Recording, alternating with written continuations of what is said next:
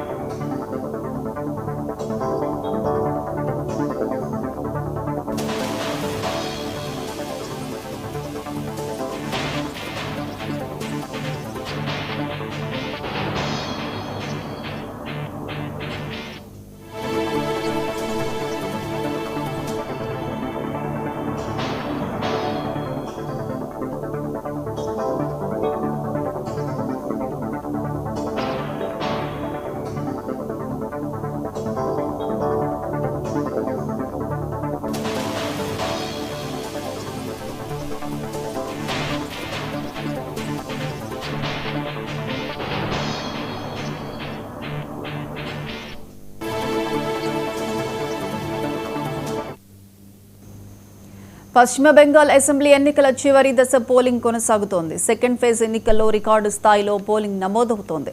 మధ్యాహ్నం 3 గంటల వరకు 78.68% పోలింగ్ నమోదైంది. చిన్న పెద్ద అనే తేడా లేకుండా ఓటు హక్కు ఉన్న ప్రతి ఒక్కరూ ఓటు వేయడానికి క్యూ కట్టారు. పోలింగ్ కేంద్రాల వద్ద భారీ క్యూ లైన్లు దర్శనమిస్తున్నాయి. దీంతో రికార్డు బ్రేకింగ్ పోలింగ్ శాతం నమోదవుతుందని అంతా అంచనా వేస్తున్నారు. ఈ అంచనాలకు తగ్గట్లుగా మధ్యాహ్నం సమయానికి పోలింగ్ రికార్డు స్థాయికి చేరుకుంది. ఇక సాయంత్రం 6 గంటల వరకు పోలింగ్ కొనసాగుతుంది.